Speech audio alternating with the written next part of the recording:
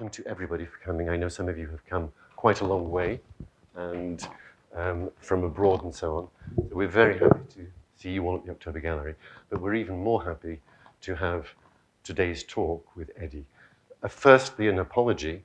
Eddy was supposed to have been here, but because of complexities of visa and quarantine and all these other things that we have to go through today, Eddy is now in Brussels and will only be able to get here by next week.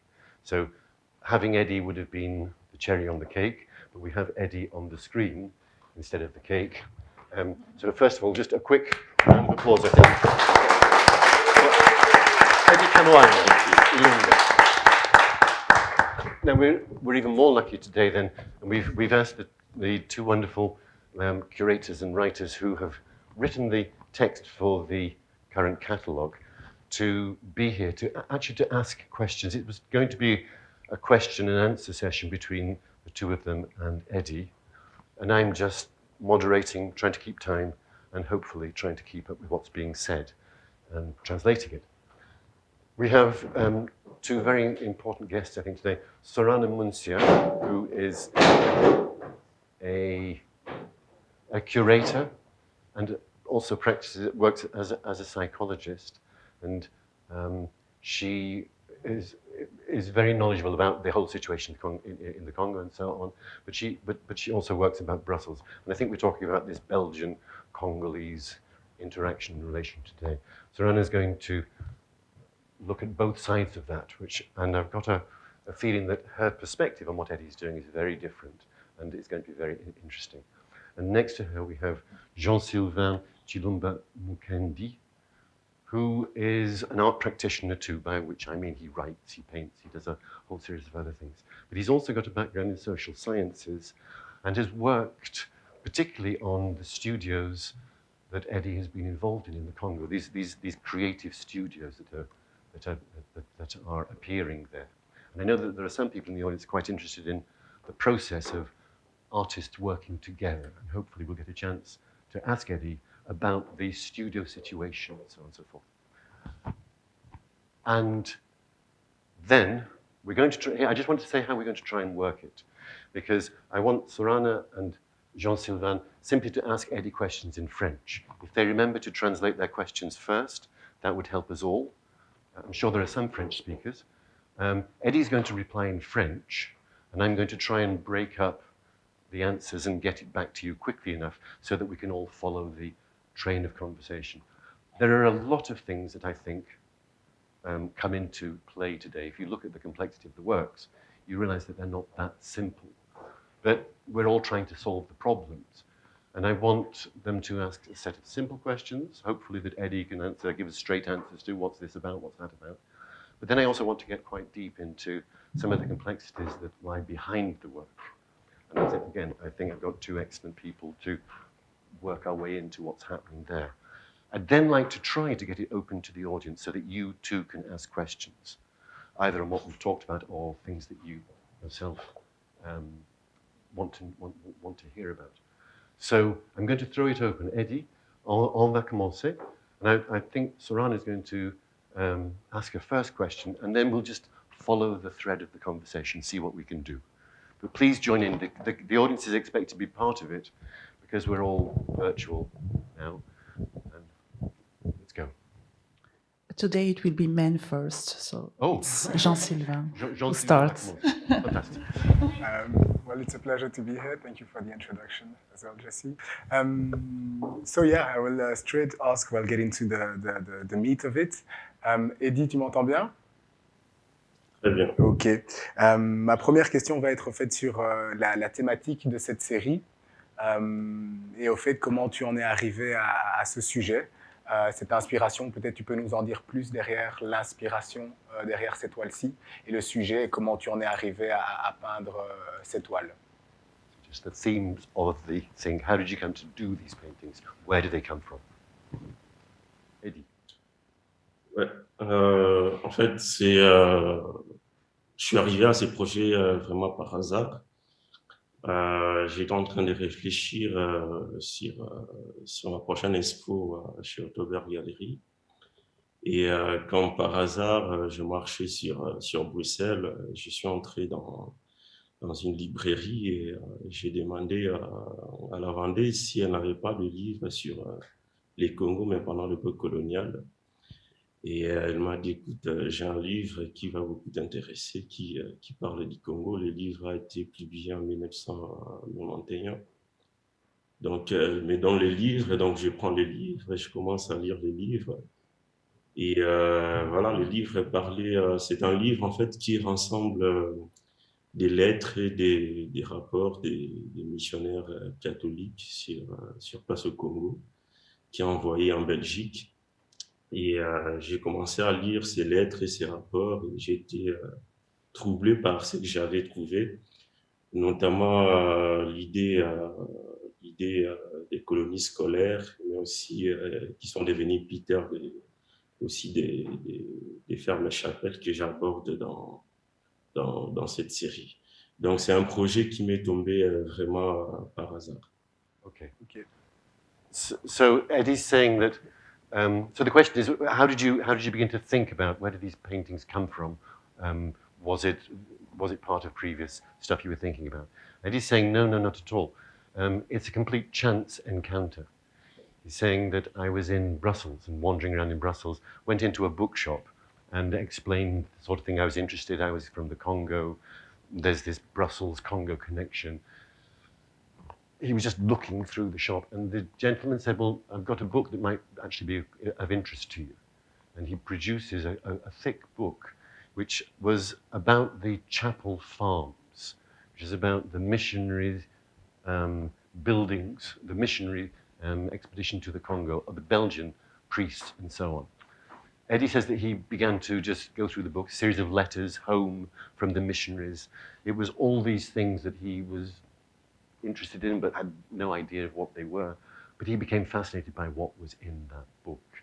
And that many of the stories that began to come out of the book, the story of Mukongo and Bwanga, this story behind, which he actually paints, these are the two characters from the story, that he finds in a letter from a Belgian missionary priest back to the anti-slavery people in Belgium at the time. So it was completely by chance that I fell upon this subject, and it all comes out of this chance encounter with the book. Sorana, please. Hello Eddy. Salut. Moi, j'allais te poser une question un peu plus liée à la technique de ton travail, de cette série en tout cas. Ce qui me prend le plus en fait dans ton travail, en tout cas dans cette série, c'est la grandeur des toiles. C'est vrai qu'on sait que tu as cette habitude de faire des peintures qui sont en dimension quand même assez importante. Mais là, ça devient de plus en plus grand, en fait. Ça devient de plus en plus grand et les personnages prennent de plus en plus de place. En tout cas, c'est ce que j'ai l'impression de voir. J'aurais aimé à savoir, voilà, qu'est-ce qui te pousse, en fait, à aller toujours un peu plus loin dans cette démarche. Do you want me to translate? Or? Please, yeah. Okay. I was asking to Eddy a more technical question about his work, this series in particular. What strikes me the most is the fact that the paintings are getting bigger and bigger with time, and the people that he's representing on these paintings, they are almost the same size than us. I'm very tall, but I think that they are tall like me, actually. Especially in those, Yeah. especially in those ones. Yeah. So I wanted to ask him, what is this thing with the size that getting bigger and bigger with time? Tu peux répondre, Eddy. Ok. Avant tout, j'allais quand même signaler une chose. En fait, les projets des colonies scolaires pour faire mes chapelles étaient voulus par le roi Léopold II en personne lui-même en 1890, où il a exposé à l'administrateur général des affaires étrangères de l'AIC, Edmond Van, sa volonté de mettre en place une sorte de formation des enfants pour devenir soldats mais aussi agriculteurs pour servir aux besoins des pouvoirs coloniaux sur place au Congo. Et du coup, dans les livres, je suis tombé par pas mal de photos d'archives, des propagandes sur ces enfants.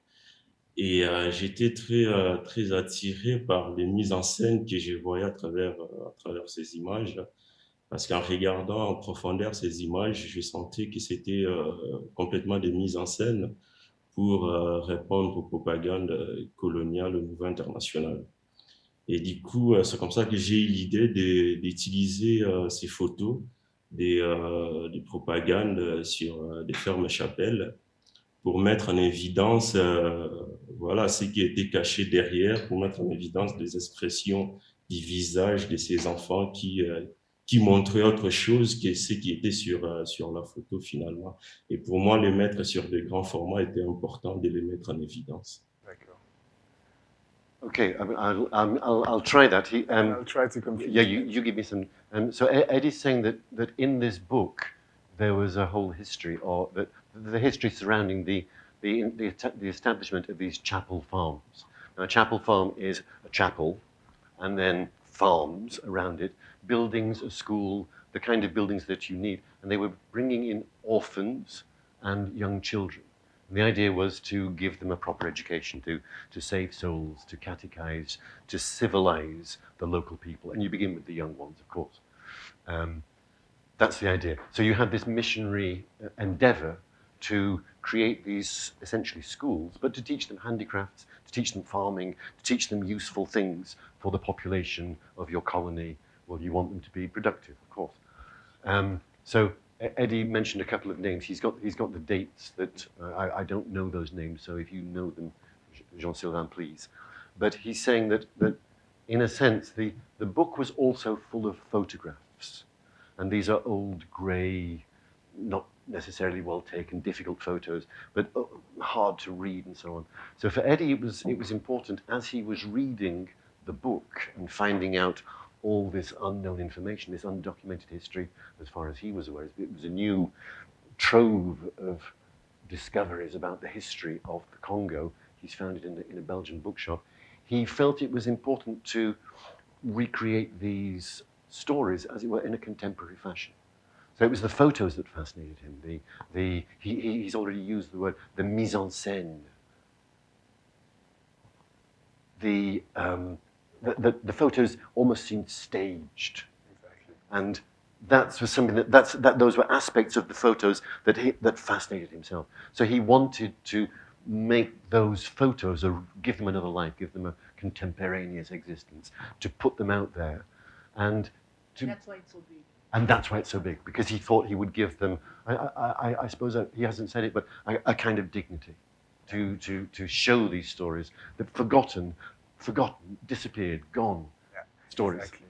If I can add up to that as well. Please. And he said those chapel farms were actually an initiative of King Leopold II at the time, and those children would essentially fuel the colonial ambitions, so they were also labor to actually fuel that system at the time. And he said that, as he said, it was when he saw those pictures, those archive pictures that we also see in the catalogs, he had this feeling that it was all very staged. And you can definitely see also the posture of the children.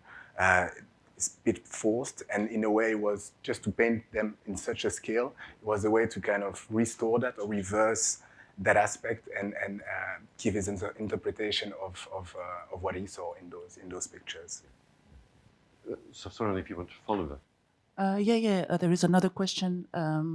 Let me start in French. Why don't you start in English and then give... Okay, I start in English. Okay. He doesn't have time to think about it. Yeah.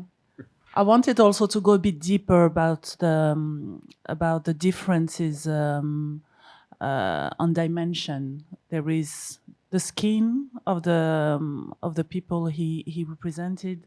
It's quite flat. There is something bidimensional, and when you see the rest of the paintings, the clothes, for example, the chairs, the rest is very three-dimensional. It's very textured, but when you see the skin, it's not that textured. So my question is, why this difference? Why this difference? Even though if you know the work of AD, you will see series after series that the skin is symbolic also, of the politic of extraction in Congo with those circuits on the skin. But I think that in this series, the difference between the texture of the skin and the texture of the clothes and the rest of the painting is quite important. So yeah, so that is my question. Why? Eddy, je demandais en fait, j'étais en train de parler de la différence de texture qui est entre la texture de la peau et la texture en fait du reste des éléments qu'on retrouve sur les peintures, par exemple les vêtements, la chaise, les briques, etc. La peau est très bidimensionnelle, elle est plutôt plate, hein, plutôt plate et lisse, et on sait pourquoi aussi, parce que c'est quand même quelque chose qu'on retrouve dans tes séries depuis le début. Mais je trouve que dans cette série-ci, il y a vraiment une différence forte entre la texture de la peau qui est vachement lisse, qui est très lisse, et le reste de la peinture, des peintures qui est assez... qui est en 3 dimensions, quoi. Donc, cette différence-là, je trouve qu'elle est beaucoup plus forte dans cette série. Est-ce que tu peux expliquer pourquoi? Même si j'ai ma petite idée là-dessus, mais je vais te laisser expliquer. En fait, l'idée, c'est tout simplement de montrer un peu les contrastes qui existent dans ces pays, les Congo, où je suis né, où j'ai grandi, j'ai passé toute mon enfance aussi, mon éducation. Les Congos, c'est un pays très riche, mais aussi un pays très beau. Et depuis tout petit, j'ai vécu la difficulté que mes parents ont traversée. Et à chaque fois, je me posais la question, comment est-ce que c'est tellement possible de vivre dans un tel pays aussi si riche, mais aussi si beau, et de traverser de telles angoisses tout au long de sa vie, quoi. Et finalement, j'ai vite compris que c'était lié à la question de l'exploitation. Alors finalement, j'ai compris que finalement, les Congo, tant que pays, avec ses richesses, avec tout ce qui entoure ces pays, sa beauté, tout ce qui va avec, avait une sorte de forme, avait une sorte de vie. Mais finalement, les personnages, les êtres qui vivent au Congo, donc les Congolais eux-mêmes, étaient en quelque sorte plats, étaient des gens qui vivent, mais qui n'ont pas de vie en même temps, quoi. Parce que c'était des gens qui ont connu l'exploitation depuis le 15e siècle jusqu'à aujourd'hui, qui continuent à être utilisés comme un outil, comme espace d'exploitation, et c'est ce que j'essaye de mettre en évidence dans mes peintures. Okay. Eddy, it's difficult. I can't just retranslate that. I give you what I take on board from what he's saying. I think the first thing is Sorana's question is about the difference between the two-dimensionality of the skin, the flatness of the skin, and the richly textured surroundings. Eddie's saying, I've lived in the Congo from my youngest time, and as I grew up in the Congo, I'm aware of what an amazingly rich and beautiful country it is. So my experience as I grow up is of this huge richness of the place. At the same time, there's a kind of an anguish. There's something inside of what's going on here. And I would ask my questions I would question my parents. I'd ask, what is this dichotomy about? Because what he's saying is that the two-dimensionality and the three-dimensionality, the texture, two-dimensionality and the textured, is a representation of this difference between the experience of the people who are there, who are flat, who are living in a two-dimensional world. And I'm always trying to work out what happened. And it comes again and again, the more questions I ask, the more I understand it's something to do with this exploitation. It's something to do with what's been going on here since the 15th century, since the Portuguese sailed up the Congo River, grabbed a couple of people and disappeared back to the Congo to educate them, to bring them back as ambassadors of the Portuguese. And they came back with soldiers, they came back with priests. So something happened then, and we're living in that reality that's somehow conditioned by that. So this flatness in the skin is something about a two-dimensional people living in a 2D world. But the richness of the reality through which we move is something, is expressed, I think, by the texture, by the complexity of the world in which we're living. Somehow that idea, I'm representing it in the people 2-dimension and the space 3-dimension. We're living in a real historical world, the bright colors, but we live in this flat, gray, hidden history, absent history. We're a flat people.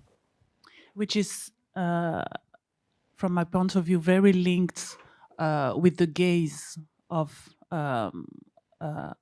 the people on the paintings. This gaze is something also very specific in Eddy's work from the beginning, I think, from almost at the beginning, from the series on Mangbetu, and the next one and this one. So there is something in the gaze that is, for me, symbolically very linked with what we just say about the texture, this flatness. The flatness is in the gaze also, a gaze that is reflecting some weariness.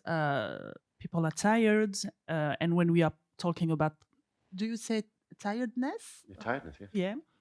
Lassitude. Yeah, from this lassitude. I don't know if you understand this word in French. So me, I feel this very much, and I'm going to say it in French to Eddy to see if I'm totally wrong or if I if I read well.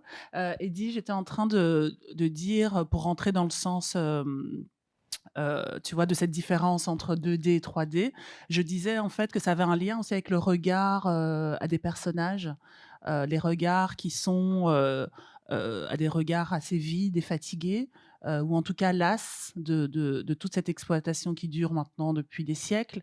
Et voilà, moi je vois un lien entre ce regard et la différence entre texture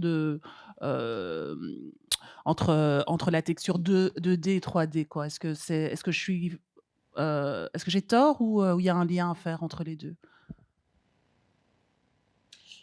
Oui, c'est évidemment qu'il y a un lien parce que finalement, les regards est quand même un élément important dans mon travail parce que c'est le seul élément dans les corps que j'essaie vraiment de mettre en 3D, si vous voulez. Et du coup, l'idée, finalement, c'est à travers les regards de montrer, si vous voulez, une sorte pour moi d'ouvrir la porte des l'âme de tous ces Congolais, finalement. Et qu'on pourra voir, finalement, à travers leurs regards, tout ce qui se passe, finalement, parce que leur corps devient une sorte d'espace d'exploitation, comme je viens de le dire, depuis des siècles. Et en étant au Congo, moi qui est né au Congo, en étant au Congo, c'est comme si il n'y avait pas de vie, mais en même temps il y a des vies. Il y a les vies, il y a la vie à travers ces regards, mais le corps en soi n'a pas de vie finalement. Et du coup, tout ça c'est dit aux questions des conflits d'intérêts, d'exploitation qui subissent finalement les Congos. Et voilà pour la raison pour laquelle dans ces corps plats, dans ces corps plats, j'essaie de mettre en évidence des circuits intégrés, qui fait écho à l'exploitation du tantal, du coton, du cuivre, tous ces éléments qu'on utilise pour fabriquer des appareils électroniques, les avions, des voitures, des téléphones et des ordinateurs qui sont nécessaires, mais aussi de l'électricité, tous ces trucs qui sont nécessaires, qu'on essaie de trouver en grande quantité au Congo. Okay. Again, it's a winding story, and I'm going to just go for it. The question then is the two-dimensional reality and the gaze, which Sorana is, the way people look.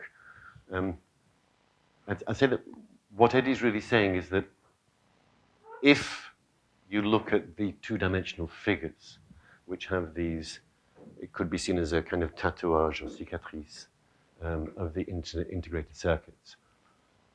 I really am seeing this in the skin, as it were. I'm talking about the difference between modernity, because this is all the modern period. It also links to the exploitation of the mining in the Congo, which gives us coltan, which is in all our mobile phones. So our mobile phones, parts of them come from mines in the Congo. Exploitation there gives us the ability to have these mobile phones. I'm talking about electricity. We need electricity in the Congo. It's always going down. These are the things that we're all looking to get, the modern experience. One of the results of that whole system, the exploitation, is that we live two-dimensional lives. He's saying we're dead. We're two-dimensional zombie figures. That's my word. He's saying that, in a sense, it's in the eyes that the eyes are the window to the soul. Exactly. It's in the eyes that all these, if we're dead from the waist down, if we're dead from the neck down, the eyes are the only place that, as an artist, I can work to show the interior life. So the eyes become the windows of the soul. So there's an experience of two-dimensionality, death, exploitation, search for modernity, needing electricity, needing your mobile phone. All that is there in the skin, the two-dimensionality. The eyes are where the life is. Yeah. We know that anyway. Somebody faints and the first thing you look at, the pulse, the eyes, you're looking to see, is there any consciousness there? So within the two-dimensional frame, the eye is the place where I can show that. And that's why I'm working there. That's why the gaze is so important.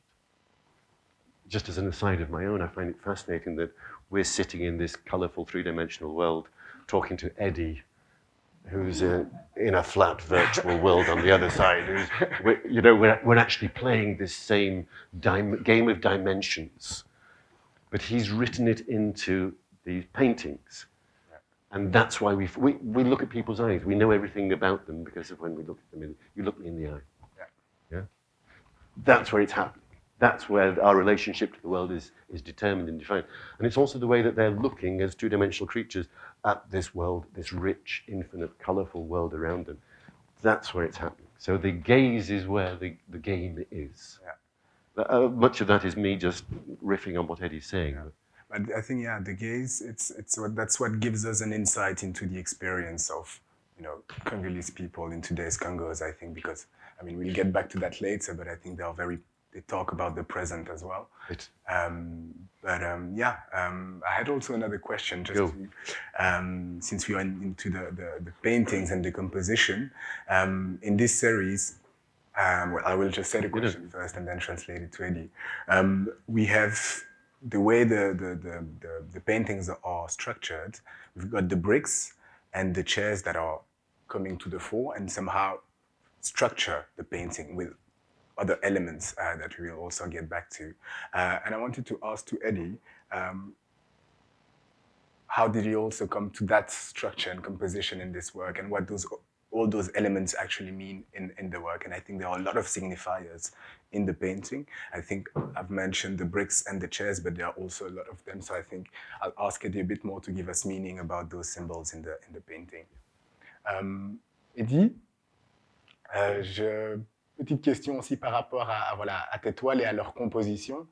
On voit forcément ce qui est assez évident et ce qui est sur l'avant, c'est les briques qui structurent l'espace et la perspective dans ton travail, ainsi que la chaise aussi, je trouve, qui est assez centrale. Est-ce que tu peux nous en dire un peu plus sur la signification de ça et ce choix aussi de structurer tes toiles de la sorte? Et puis après, peut-être qu'on parlera aussi d'autres symboles comme l'encensoir, la chèvre, etc. Mais tout d'abord, peut-être, les deux choses qui viennent vraiment vers l'avant, c'est les briques et la chaise. Qu'est-ce que tu peux nous dire là-dessus? Je dois dire que déjà, les briques, c'est juste une représentation de cet espace des fermes chapelles où étaient gardés les enfants. Mais aussi la chaise qui représente les pouvoirs finalement de l'entreprise missionnaire catholique au Congo. Mais ce qui est intéressant, c'est moi, j'ai toujours vu ce genre de chaises au Congo. Je suis né dans ces décors des chaises au Congo parce que c'est des chaises qu'on retrouve dans des églises catholiques où je suis né, mais aussi par exemple, quand j'effectue mes voyages de recherche dans les villages, je retrouve aussi ces chaises pour des chefs des villages qui utilisent ces chaises. Et ce qui est intéressant, lors de mes recherches pour cette série, je suis tombé par beaucoup de photos des jésuites, mais aussi des rédemptoristes qui avaient les mêmes chaises finalement. Et ce qui m'avait plus capté dans ces chaises, j'ai remarqué tout le temps que sur des photos, les enfants ou les catéchistes étaient assis ou debout et que ces chaises-là étaient réservées finalement aux prêtres jésuites ou rédemptoristes. Et pour moi, c'était une image finalement des pouvoirs colonial de cette entreprise missionnaire catholique. Et c'est l'élément important dans cette série et surtout dans les 7 tableaux que j'ai réalisé pour cette expo, parce que ça rejoint même l'idée du titre de l'expo, donc les fantômes du présent. Donc, ce qui veut dire, dans ces chaises, quand j'ai commencé à travailler, j'ai essayé, si vous voulez, d'effacer la présence des missionnaires catholiques sur ces chaises. J'ai laissé les chaises vides, mais sauf qu'en laissant ces chaises vides, c'est une manière pour moi de démontrer que voilà, l'époque coloniale n'existait plus, mais sauf que le système est toujours là, présent comme une fantôme qui est toujours présent à continuer à hanter le Congo. Et c'était ça, en fait, l'idée derrière ces chaises vides. Okay. So Eddy's really talking about the chairs, not so much. Well, first let's begin with the bricks. He's saying that the chapel farms were built institutions. They were built by the missionaries. The church becomes an extremely important place. It's the center of the village. All worship goes towards this central place. Looking at these old photos, he's saying that again and again I'm seeing these chairs. And having grown up in the Congo, I know that in the church, you go into a church and there are chairs. So in fact, what we're really talking about are those chairs that you see on the altar. And there are different names for them, but they are the episcopal chairs. The chair where the bishop would be seated. Or the main concelebrant, the big cheese, sits in the big chair. So he's saying, again and again in the photos, there was a chair. Sometimes people would be standing around a chair. Now, I've left the chairs empty in all these paintings, he says, because that was very often the way they were represented, that nobody of sufficient importance was in the photo to assume the place of the person, the power that sits on the throne.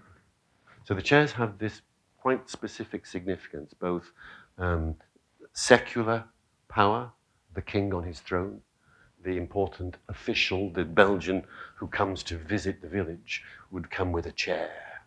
Yeah? And the power in the churches too, the bishop sits on the throne, the priests stand next to him and around him, behind him. He's saying that you'll see that in the majority of these paintings here, the chair is empty. So the chair, in a sense, is a representative of that authority, either God, spiritual, over us. Only the bishop is allowed to sit in that chair because he has direct communication with the authorial lineage, as it were. Or the main minister would sit in the chair. It's the chair left for somebody else. And this person is absent. So he said the whole idea of the name of the series of the ghost of the present. In a sense, this is the chair reserved for the ghost who still has authority over us. The system is in place. Even if the Jesuits have left, even if they've all gone back home, the system that they left behind them, there's an empty chair there. That empty chair, the throne, represents the system of authority that is in place. And so I've put the chairs there to represent this unseen, hidden power will assume that place. Exactly. And they're still very much present. And he's still present. He's there. The chair. He is the chair. The chair. You know, le roi c'est le chair. Le roi c'est moi. The king is the chair. The chair is the king. Exactly. Yeah.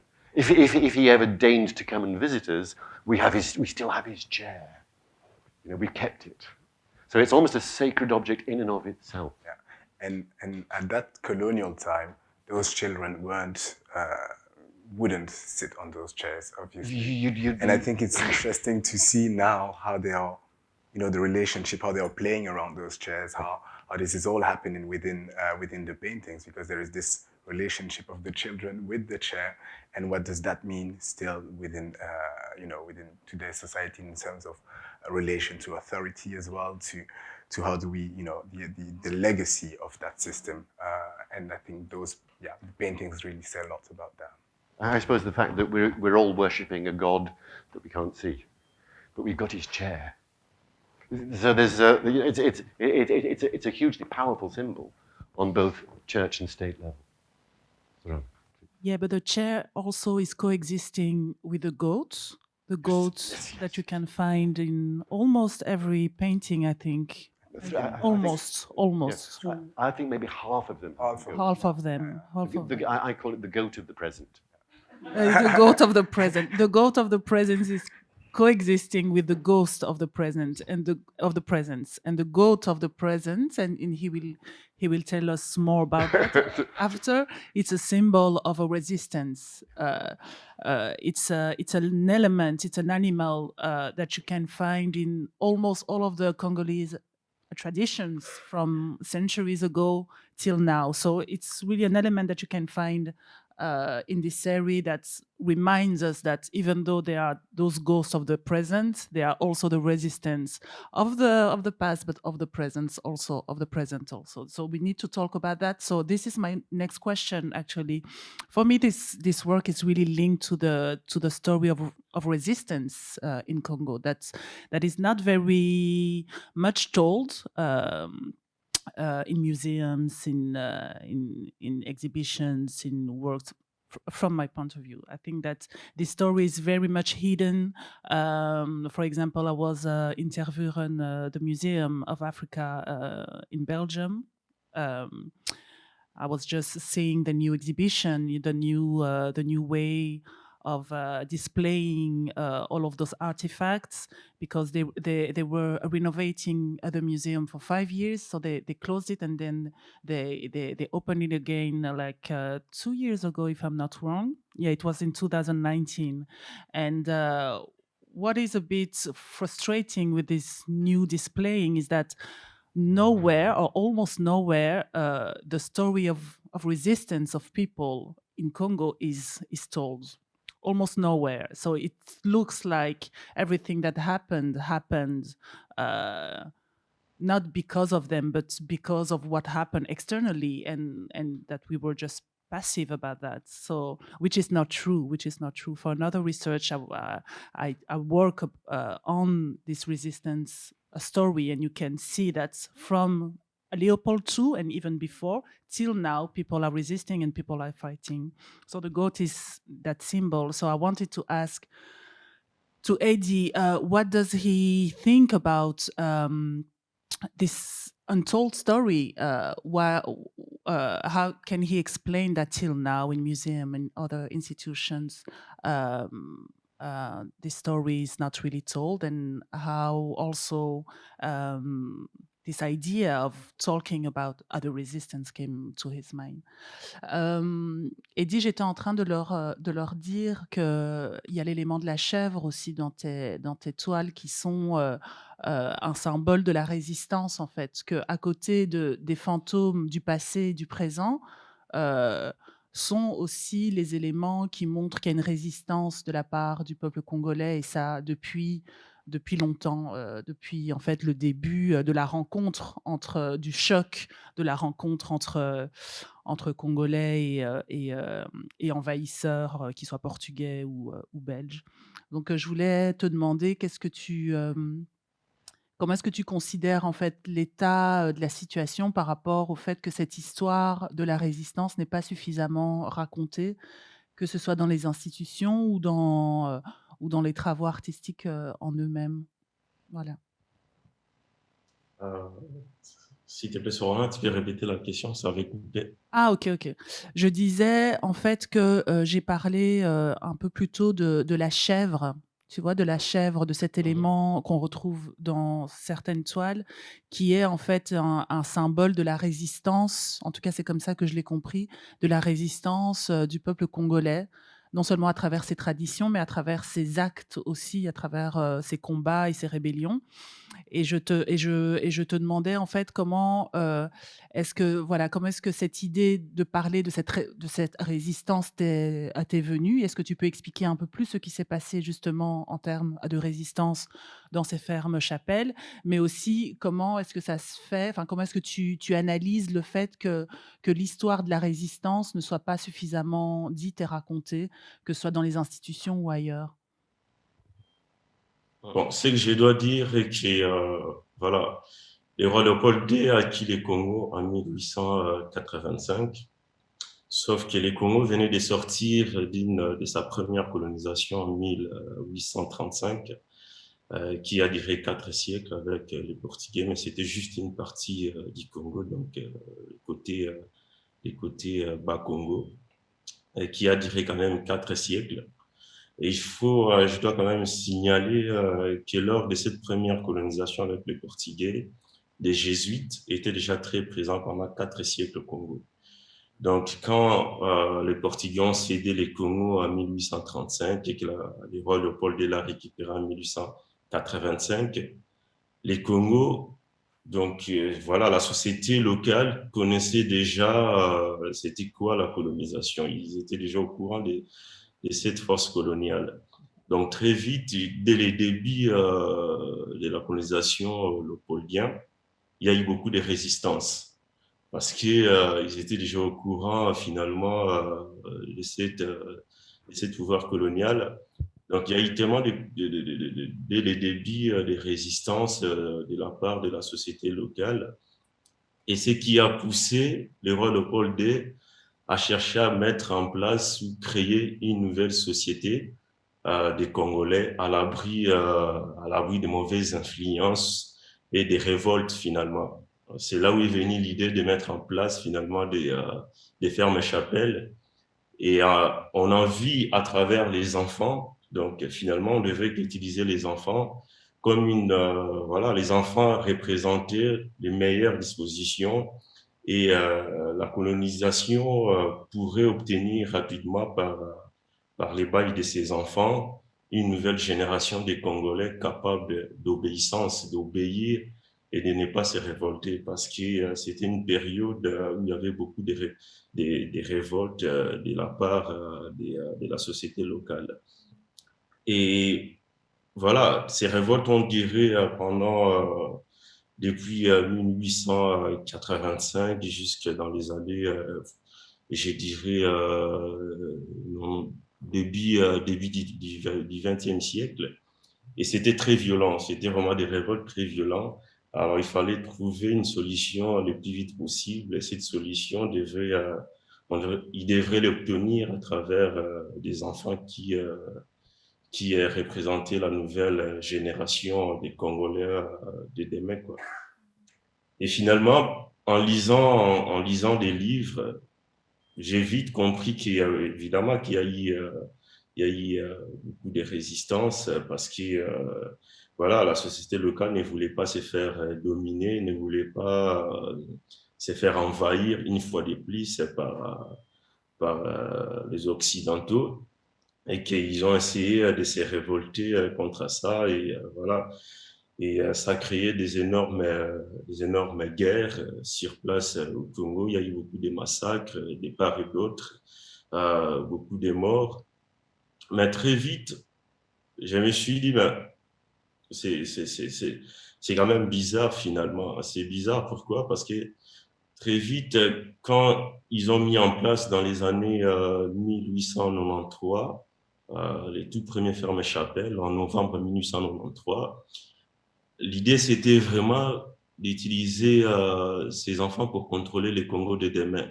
Mais aussi, pour arriver à faire ça, il fallait effacer des identités, des cultures, des savoir-faire, des valeurs familiales, effacer vraiment presque tout, quoi.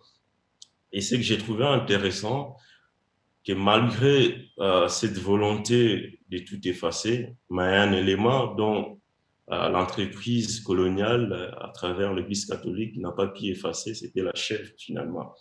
Parce que au final, la chèvre est encore très présente au Congo. Et quand je lis des livres, des rapports de l'époque coloniale, la chèvre était déjà très présente dans la culture congolaise. On les retrouve encore aujourd'hui très présents. Et très vite, je me suis dit, alors la chèvre, c'est pour moi, c'est un symbole des résistances finalement, parce que dans l'Église catholique, ce qui est très intéressant dans l'Église catholique, la chèvre est quand même l'image du diable finalement. Et comment est-ce que cette image du diable est le seul élément qui est resté très présent au Congo jusqu'à nos jours, quoi, qu'on continue à l'utiliser dans nos cultures, dans nos mariages, dans les conflits, dans les réparations, dans plein de choses, la chèvre est toujours très présente. Donc j'ai trouvé, pour moi, c'était une très bonne façon pour moi de placer la chèvre sur ces toiles-là pour voilà, faire écho et parler aussi finalement, comme Sorana l'a dit, de cette résistance qui est restée quand même très muette, mais qui s'est passée et voilà, et qui a quand même marché en quelque sorte parce que la chèvre est quand même restée très présente. Et pour moi, c'était important de le placer dans cette série. Ok, merci pour... We need to translate. Yes, Yeah. of course, that's right. You Merci. do it or I do it. No, can I try first? Okay. Yeah, sure. I mean, it'll be different, but this is my take. Eddy begins with a very brief historical survey. So we're going back again either 500 years to the time of the Portuguese, or we're coming to the Belgian time. So the Portuguese slaving missions really takes place in the Bakongo, around the Congo River area. So that area, the lower end, that's where the people had the greatest effects, if you like, of the slavery. And that's where Eddy did his last show, where he was collecting objects from that area. That part of, so the 400 years, 500 years of Portuguese slaving.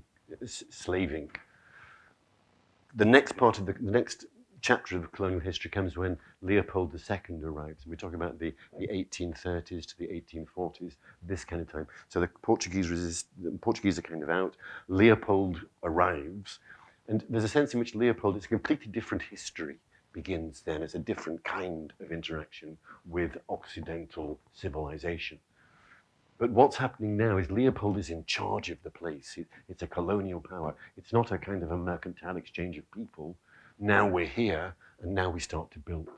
So what we're talking about once Leopold gets there in the 1840s, to the end of the 19th century, the beginning of the 20th century, Leopold is in power, and then the Belgians take over because not Leopold. Well, it's complex, but what he's saying is that there was a huge resistance to the early Portuguese. You know, how do we get rid of these guys? How do we interact with them? And they've got inside our skins. We're trading with them.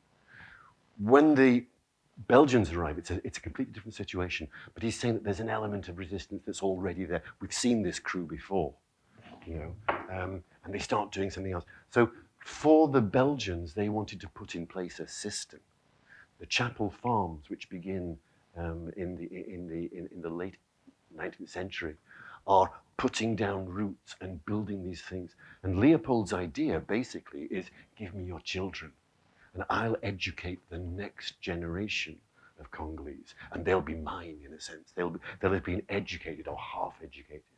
So it's not exchanging with resistant natives anymore. You create your own Congolese people. The new generation will be different. Yeah. So the chapel farms is a system of indoctrination. It's a system of obliteration. Let's get rid of the former cultures that they have, the pagan beliefs. Let's make them people that we can control. So that whole thing is there. But Eddy's saying that the goat is really important because there are still goats around today. And the goat is a very significant part of the Congolese, all the different, many different ethnic groups, but the goat is there in all of them. And the goat stands for barter and exchange and dowries. A beautiful bride comes with 20 goats or something. That the goat has a meaning and a significance within the tradition. Well, excuse me. No. It's part of a system. Yeah. The goat continues to survive, and the goat therefore survives even when this resistance has been mediated and moved around. The goat is still there. So the goat for him remains this symbol that continues into the present and stands for this resistance.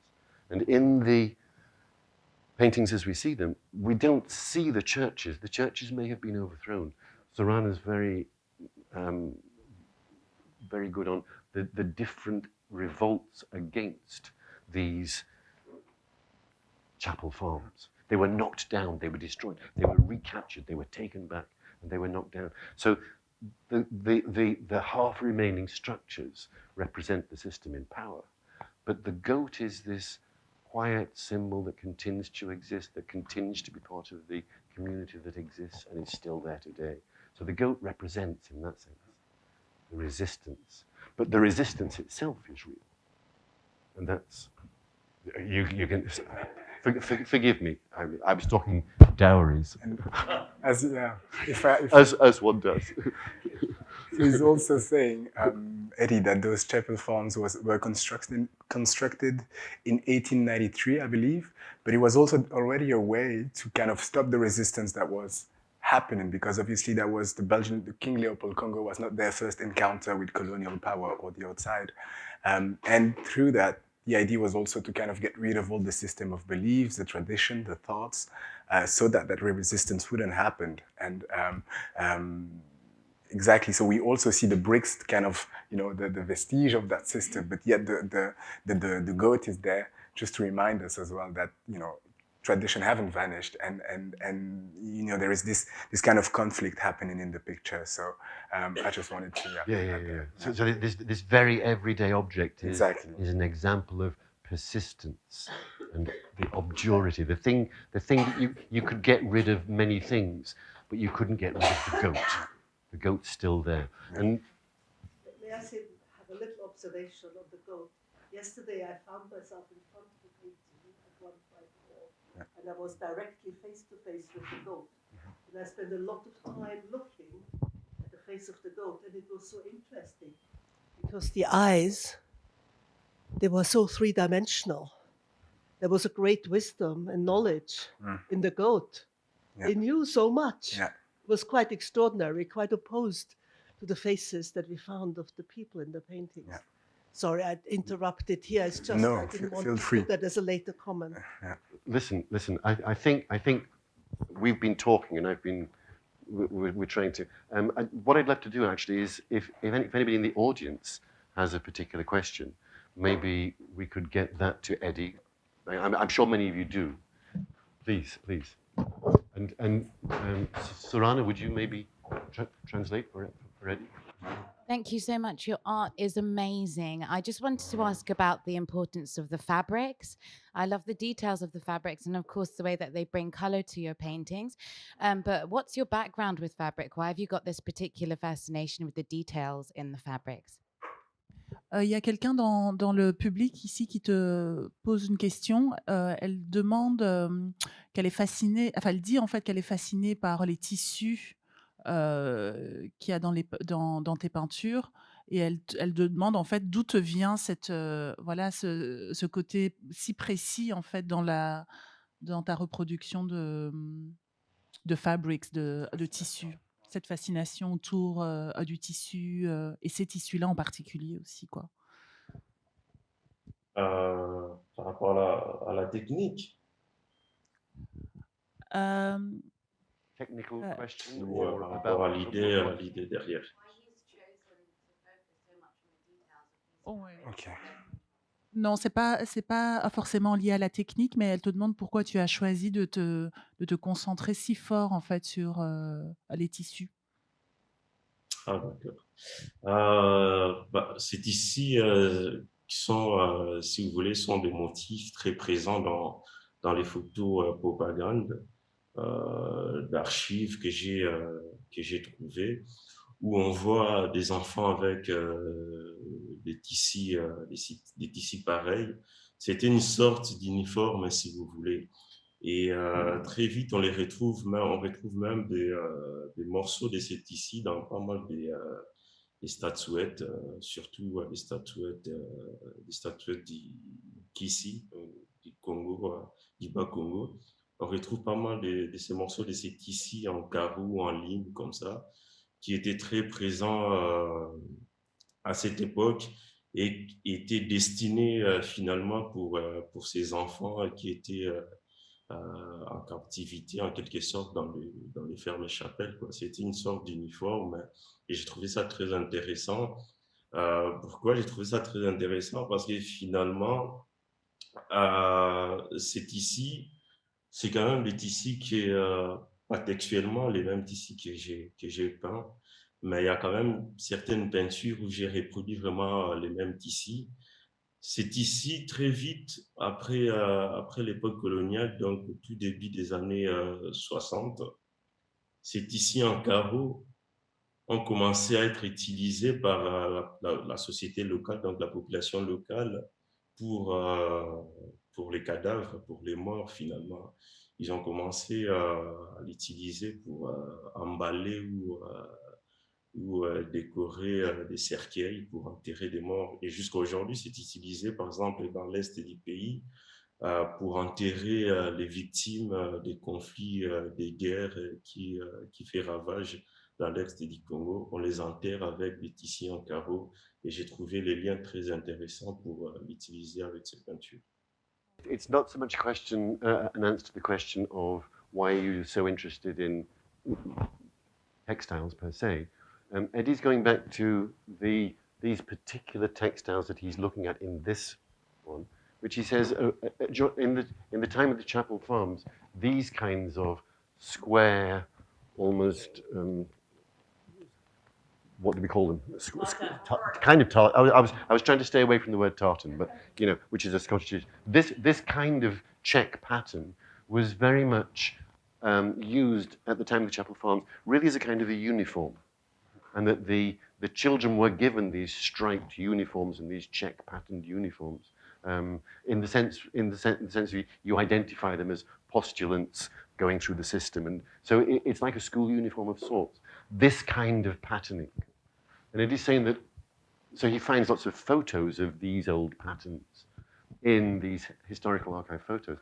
He's saying that then, quite interestingly, after the end of that whole system, so you're talking now about the years of the 60s and so on, in many other parts of the country, these same square fabric patterns become taken up by the local people, and they're invested with a completely different significance.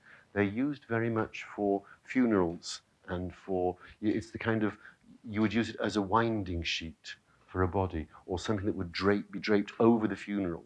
So they're in a sense, they've become a different kind of power tissue. But he's saying that, so it brings in, he's talking now about the wars that are breaking out in different parts of the Congo, the warlords, the ravages, the atrocities that are still going on today, where, again, these kinds of tissues are being used as a completely different thing. They're no longer uniforms of connection to that Occidental world. They've been taken back into the culture and used in a slightly different way. And he's interested in using them because of this complete range of signification that they bring to the pictures. Maybe these ideas of death and power and this world ends up in death and what. Yeah, and I think in this series and throughout all his work, he's fascinated with textile because it offers a lot of comments on, on for instance, in this case, we also seen both paintings here. The way the women are wearing that piece of cloth around. In Congolese culture as well, sometimes it's a political statement. There is a lot of message, or that would show also who you are supporting in terms of your political choices, so to speak. So it tells a lot. And the fabric in the other series are very bright as well. And I guess I think something we could ask Eddy, but it offers a lot of contrast, obviously, as well to the rest of the painting. But Can I also jump in and say that one of the things that tissue, I think, gives to Eddy is, first of all, they are objects, so they don't take part of the living or dead living world. As objects of tissue, they also give Eddy a huge place to play with the sense of three-dimensionality.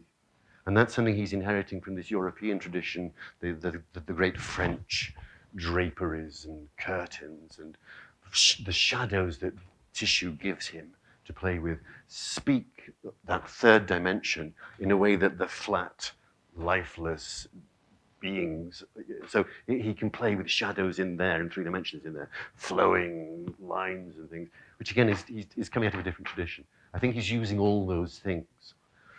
I want to just then pick up on just that, and I know there's a question in the audience about, yeah, please. Firstly, how do you compose the arrangement of figures and objects? It seems to have a graphic design background. Does that mean that you work digitally? That's my first part.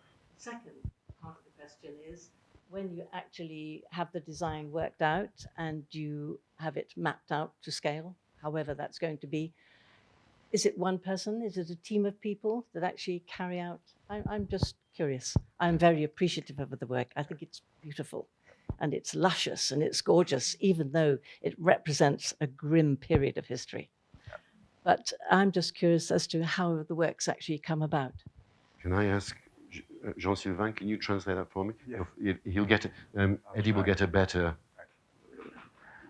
If I tried, it would be Donc, different. question du public, Eddy, dans tes travaux, voilà, dans la façon dont tu arranges tes toiles, dans la composition, tu es très précis et on a l'impression qu'il y a une influence de graphique, au fait, tu vois, de design graphique, c'est très très précis.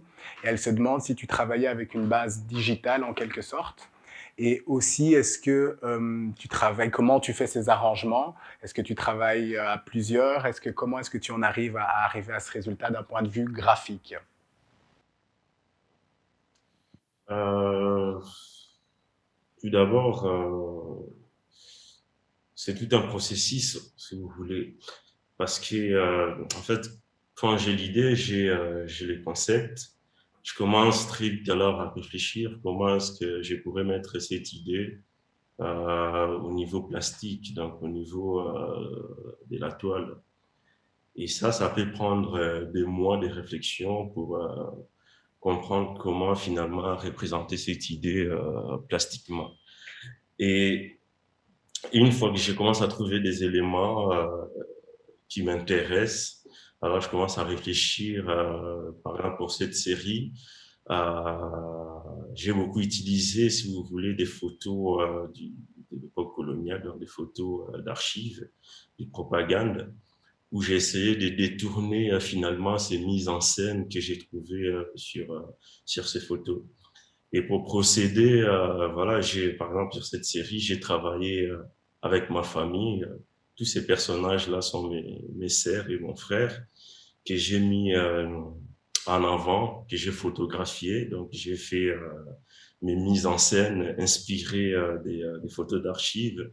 J'ai fait des photos et j'ai imprimé et puis j'ai peint. Mais en même temps, il faut savoir que les chaises, les briques, tous ces éléments que vous trouvez dans les peintures ont été fabriqués sur place dans mon studio avec des artisans sur place de Kinshasa avec qui j'ai travaillé pendant 6 mois pour mettre en place tous ces décors et faire des photos pour réaliser des peintures. Okay. I'll try to translate then. First of all, he says that before actually coming to to the idea, the visual idea of the painting that takes a lot of months of reflection just to think about. In this case, he has been inspired by those archive images that you see in the catalogue as well. That was kind of a starting point. But then he recreates also visually the scene. He says, for example, the figures in his paintings are his brothers or relatives. And he works with people in Kinshasa in the studio just to recreate the space. He takes a lot of photographs as well. So it's much more photography based in that sense. So he takes a lot of pictures, create the scenes, and then paints from that inspiration. But to your question, is it digital? Well, through the photographic process, but I don't think that there is not Photoshop. No. And also, I mean, you're right that there is a photographic basis. Yeah, of course, there is. No. But there is a strong photographic. Yeah, of course. But there is a strong photographic basis. But that's what he said. He said he does takes photographs before actually painting. And but at the second level, the archival photographs themselves are being brought into the present. As well. So there's a double photographic element. But I haven't yet translated the word. Each time he talks about this book, he's talking about propaganda photographs. Should actually. You have to realize that propaganda is a particular kind of representation. The mise en scène is flighted in a particular direction. But my alarm just went off to say that we've gone way over the time. Okay. We still have people coming in. I would like to, because we don't have Eddy here, we can't say let's all meet and talk about it afterwards. But maybe we should think, maybe if we could have 2 more questions, because I think we've gone over the time. I think it's well worth it. And I've got 2 people here. Could I go here first? It wasn't a question, okay. Actually, it was a comment that the chairs, he actually worked with artisans. That's what he said. He worked with artisans in the Congo to recreate the chairs. I didn't get that one. So that's Very important to say. Yeah. So that there is all this thing is put back into the mise en scène, which he, once again, in a sense, Eddy's kind of playing with that past and present idea. He's talking about the contemporaneity of the past, since we're all living a kind of a present which is conditioned by the past, which will be the past in the future. We're living in this strange hinterland, and since we don't know what the past is, this past-present dichotomy is a very interesting divide. So, please, could I ask? I've got 2 more questions here. Well, we're not taking that as a question, so but thank you. Thank you for the addition. Sorry, please. Ok. Donc, je vais poser ma question en français. Donc, Eddy a parlé en fait de l'exploitation des personnes qui a commencé depuis la colonisation et qui continue en quelque sorte maintenant sous une autre forme. Cette exploitation qui est un peu imposée aux gens qui parfois n'ont pas, on va dire, les moyens en fait de lutter contre l'exploitation. Mais aussi, on a l'aspect religieux de cette toile. Mais par rapport à cet aspect religieux, on constate que les populations au Congo et aussi ailleurs en Afrique vraiment embrasser cette religion chrétienne qui est venue ailleurs, et ce sont eux-mêmes qui continuent à porter cette religion. Et en fait, j'aimerais savoir, selon Eddy, pourquoi on va dire ce volontarisme des personnes à perpétuer cette religion qui leur a été imposée et qui continue jusqu'à maintenant. Okay, I've got your question. Shall I just try and get the question into English first? Yeah. It's a very interesting one. He's saying, Eddy's saying, sorry, this gentleman is saying that this religion that we're talking about, particularly in this series, is an external imposition. It's part of the system of exploitation. So his question is really to Eddy, but there's a kind of a voluntary buying in to that religion to some extent. We're talking about resistance, but at the same time there's a kind of a voluntarism, which I love the word in French there, that the people have bought into it. Not only that, but they have continued to maintain that into the present themselves, that there's a Christianity now about the whole society. And he wants to hear Eddy talk about that. Eddy, est-ce que tu as entendu la question donc? Allez, Oui, vas-y donc. parfait. Pour commencer, il faut savoir que dans le Congo, l'entreprise missionnaire catholique avait comme mission, évidemment, consolider l'emprise de l'État colonial sur la société locale, sur les Congolais, et servir ses intérêts en lui fournissant des appuis logistiques, mais aussi humains. Et pour cela, il fallait utiliser la religion.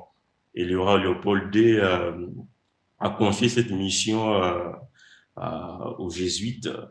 Ben, après, il faut savoir que c'est tout à fait normal que les sociétés africaines en général aujourd'hui continuent à perpétuer avec cette religion, tout simplement parce que, comme je l'ai dit au début, que les enfants représentaient les meilleures dispositions pour la colonisation, pour obtenir des résultats rapidement et créer une nouvelle génération des Congolais ou des Africains qui puissent obéir. Et pour ce faire, il fallait utiliser complètement la religion. Ces enfants ont été formatés parce que ces enfants sont nos ancêtres finalement. Ils sont nos ancêtres, ils ont été formatés par cette religion. Ils ont transmis ça à nos grands-parents ont transmis ça à nos parents, et nos parents nous ont transmis ça. Parce que tout a été mis à l'écart finalement. C'est tout ce qu'ils ont, ces enfants, c'est tout ce qu'ils ont appris parce que on a coupé complètement à ces enfants les liens même avec leurs propres parents. Vous voyez, un enfant de 5 ans, par exemple, dans l'un des tableaux, je parle de Mokangu. Mokangu, c'est une petite fille de 5 ans qui a été enlevée dans une rivière pour aller être formée dans la culture catholique finalement. Imaginez-vous une fillette de 5 ans qu'on coupe avec sa famille et qui va plus revoir sa famille toute sa vie. Et évidemment, tout ce qu'il va donner à ses futurs enfants, c'est cette culture qu'on lui a donnée par l'Église catholique. Et ainsi de suite, ça sera comme ça et ça va continuer comme ça, vous voyez, jusqu'à ce que les sociétés au Congo puissent prendre conscience de tous ces systèmes qui ont été mis en place pour permettre à l'Occident, aujourd'hui même les Chinois, à contrôler l'Afrique. Yeah. Do you want to try that one? Because Sorana and Jean-Sylvain are very conscious of all this stuff. So I'll try and yeah, you yeah. can just jump I've in. got ideas. But he said basically the violence with which religion has been imposed through literally taking children out of the family, putting them in some same chapels.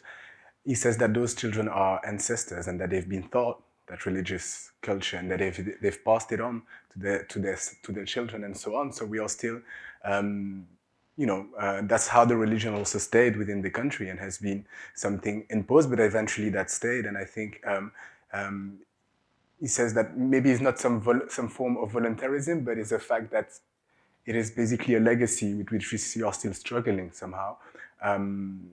I think if I can add up, maybe I'm getting out of the translation, but we also see that in the paintings by the censor. The censor, the thurible. The thurible, that is constant, and that the children are still hanging in their hands as a persistence of that religion. So I don't know if there is a form of voluntarism, but just the real fact that this is still present until nowadays. Can I add something? Please.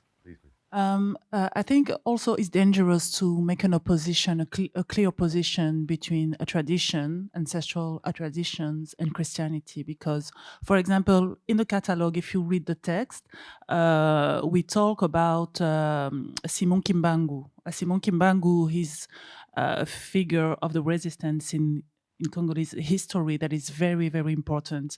And this person was a child raised in a chapel form, I'm sorry. And this person also created a movement of resistance based on the Catholic religion. The Bible was so important for him, and he developed a way of reading the Bible to resist the colonial power. So it's not white or black, it's something in between. And this is an example. And it's an example also that we can use the tool. So the tool of the oppressor have been used to resist at a level that you cannot even imagine. For example, Kimbangu, when he was arrested by the colonial power, all of his community has been dispersed on the country, and they invented a way to communicate to each other, between each other, with a new alphabet that they created, which is super complex as a way of communicating at that period, when we know that there was no internet, no telephone, nothing. And at that period, they managed to make this resistance living. Until now, there is a religion called Kimbangism. We've got one more question. Thank you so much. Thank you. Yeah, is this okay? So basically, I actually had a question for the two panelists, because like kind of listening to everything today, it seems like there's a lot of historical symbolism in the work. And I was wondering, and I'm asking this not necessarily for you as a curator or for you as a practitioner, but as diaspora living in Belgium, like what his work means and how you guys connect to this. You want to start? Well, thank you for the question. I think it's a good question. So how can I relate to the... But I think that I already answered that question before. I relate to that because I live in Belgium. Belgium is, the ex-colonizer of Congo. So I really live in this territory where culturally, politically, things are very difficult between the two communities, the Congolese one and the Belgian one. And you can see how the Congolese history and culture is instrumentalized till now in the institutions, So me, I'm quite interested by Eddy's work, this series, in terms of saying a story that is not, honestly, that is not told anywhere else in Belgium. So that's because as a diaspora person, as a Congolese woman, I'm much interested in how Congolese people have an agency that is more interesting to me than the rest. Actually, I want to be more focused on how we have an agency and how we are creating methods, how we are navigating to resist and to heal and to take care of ourselves and etc. Yeah. Thank you. I'd let you translate that to Eddy. Sorana, no, to Eddy, Elizabeth is saying. No, You didn't translate it. No, I know, but I wanted it to come. That's here. We can translate it to Eddy. Ok. Eddy? Oui. Ouais, je vais traduire la question qui a été posée par une personne du public qui demandait, en fait, elle nous demandait surtout à Jean-Sylvain et à moi, en tant que personnes congolaises qui vivons en Belgique, membres de la diaspora, etc., qu'est-ce que ton travail évoque pour nous? Comment est-ce qu'on arrive à... Qu'est-ce qui nous rend assez sensibles à ton travail? Donc, j'ai commencé par répondre en disant que j'avais déjà répondu à cette question un peu avant, parce que ce qui m'intéresse dans ton travail, dans cette série ici, c'est la notion de résistance et à quel point, en fait, c'est une histoire qu'on ne nous raconte pas. Et que ce qui m'intéresse, moi, c'est de voir, en fait, comment est-ce que les Congolais, ici en particulier, arrivent, en fait, malgré les difficultés, malgré tout ce qu'on sait, arrivent quand même à trouver des moyens dans les interstices de vivre et de résister et de se soigner. Voilà. Mais Jean-Sylvain va répondre maintenant aussi à la question.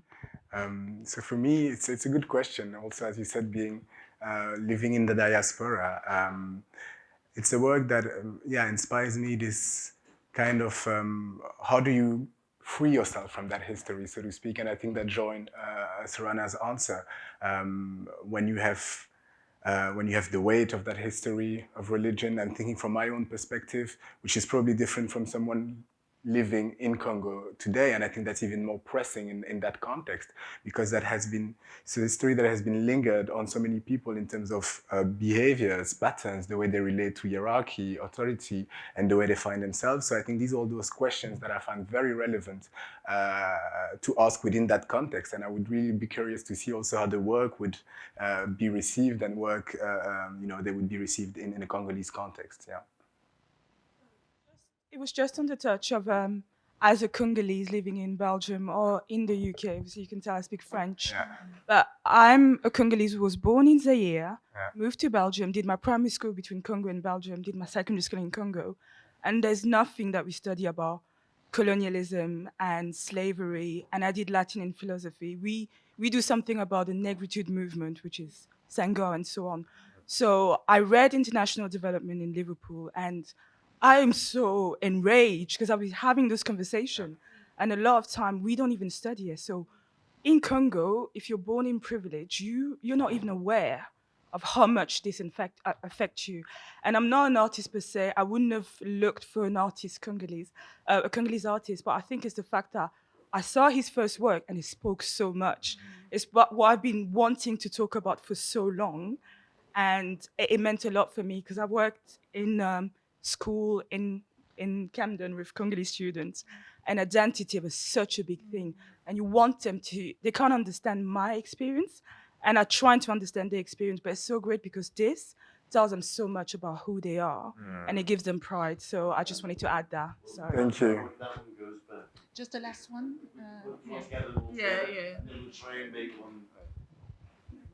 Really simple question. Thank you for listening. I just wondered why her lips are blue. Why her lips are blue. That's a good question. Maybe we can ask this one to Eddy. Eddy, on va commencer par une... Il y a deux questions. Non, il y a une question et une intervention. La question est plutôt simple, mais elle est très importante. Pourquoi est-ce que une des dames que tu as représentées sur une des peintures a les lèvres bleues?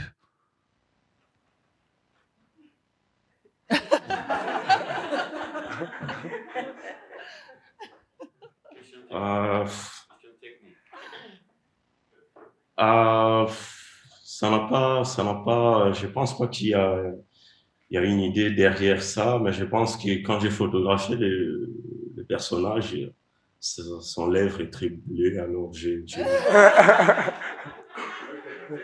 There's no signification.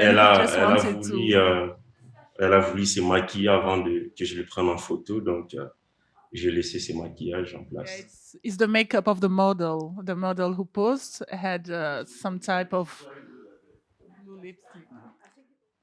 Et il y a alors une dame ici qui explique, enfin qui te remercie beaucoup pour ton travail. Elle-même, elle est congolaise, elle a grandi au Congo, elle a étudié une partie là-bas et une partie ici. Et elle est vraiment enragée par le fait que nulle part, en fait, on apprenne l'histoire de la colonisation, l'histoire de la résistance, que ce soit au Congo ou évidemment en Europe, quoi. Et donc, elle te remercie beaucoup pour ça parce que d'ailleurs, elle travaille dans une école avec des jeunes Congolais et elle se dit que s'ils voyaient ton travail à un niveau identitaire et tout ça, ça leur ferait énormément de bien, quoi. Donc, elle te remercie. Eddy's a Congolese artist working in the Congo. And one of the major things about the last great series of Congolese artists is they were creating what was called popular art. Now, popular art in the Congo, we're thinking Chéri Samba, Chéri Chérin, these kinds of artists, Moke. They were creating art that was for the people who were around them. This is not great art that goes out, and it's been taken out, and we have to explain what the context of that art is. It was taken out, but this is the artist talking to his community, or to her community. That was extremely important and continues to be important in the Congo today.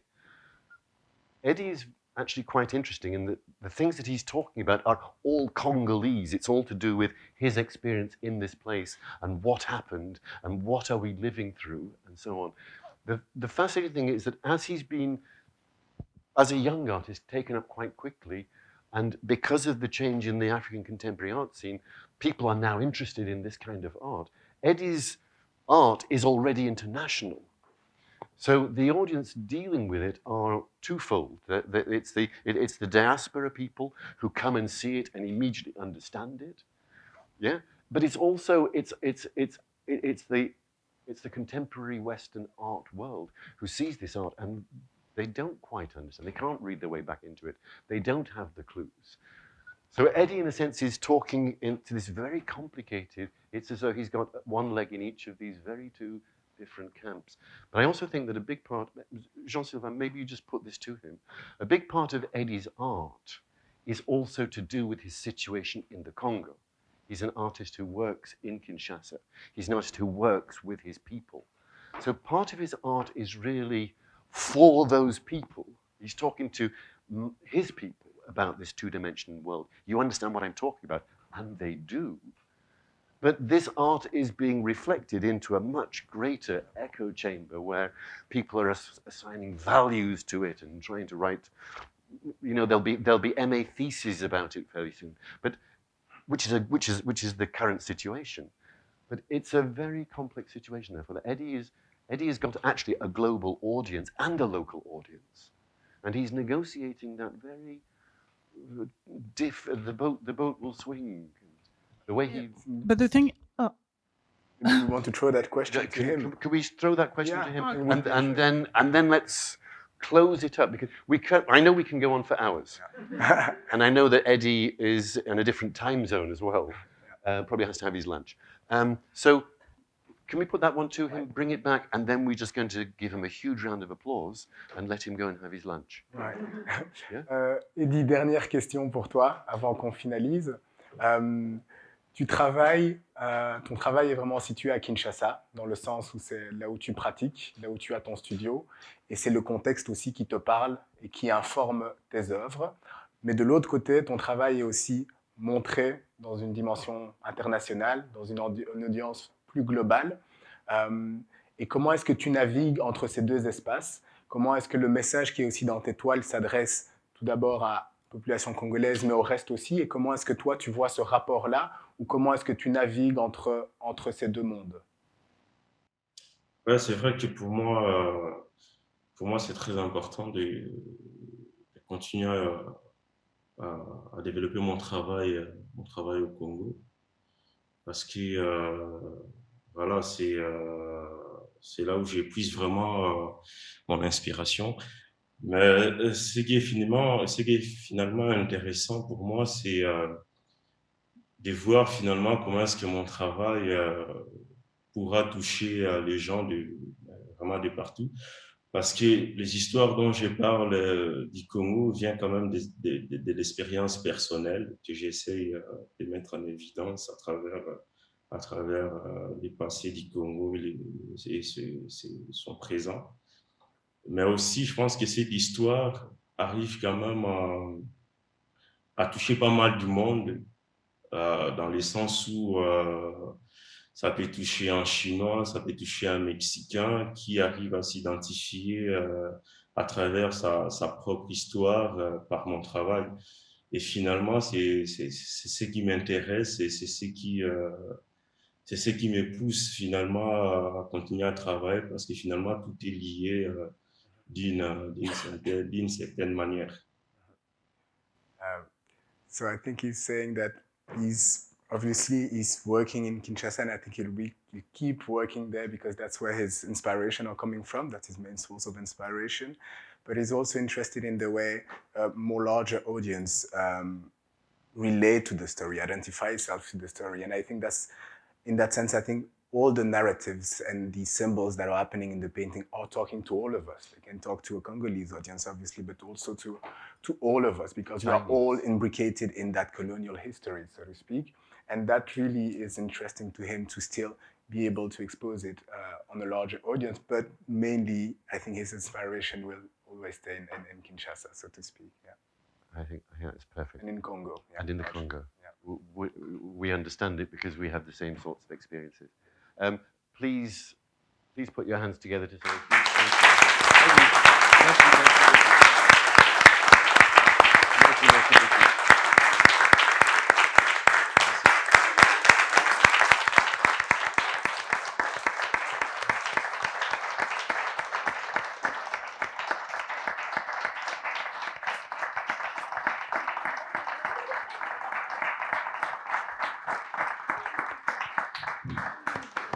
thank you all for joining in, and I'm sorry it was this complex interaction, but thank you for being here. Thank you for being colourful and in the present.